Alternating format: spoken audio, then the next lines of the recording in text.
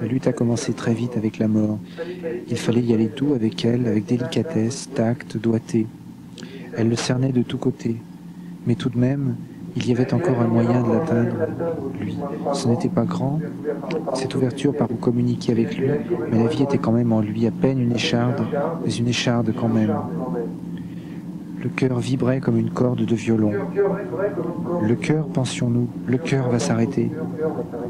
La mort, à coups de boutoir, frappe, mais le cœur est sourd. Ce n'est pas possible. Le cœur va s'arrêter. Non. De la bouillie, avait dit le docteur, par cuillère à café. 6 ou 7 fois par jour, on lui donnait de la bouillie. Une cuillère à café de bouillie l'étouffait. Il s'accrochait à nos mains, il cherchait l'air et retombait sur son lit. Mais il avalait. De même, 6 à 7 fois par jour, il demandait à faire.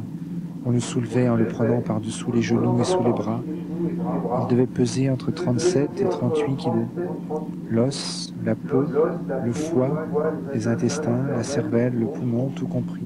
38 kilos répartis sur un corps d'1,78 m. On le posait sur le seau hygiénique, sur le bord duquel on disposait un petit coussin. Là où les articulations jouaient à nu sous sa peau, la peau était à vif. Une fois assis sur son seau, il faisait d'un seul coup dans un glouglou énorme, inattendu, démesuré. Ce que se retenait de faire le cœur, l'anus ne pouvait pas le retenir. Il lâchait son contenu. Tout ou presque lâchait son contenu, même les doigts qui ne retenaient plus les ongles, qui les lâchaient à leur tour. Le cœur, lui, continuait à retenir son contenu. Le cœur et la tête.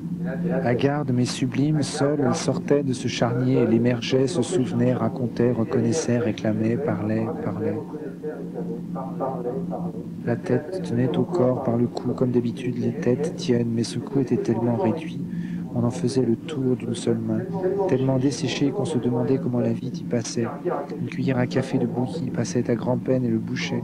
Au commencement, le cou faisait un angle droit avec l'épaule.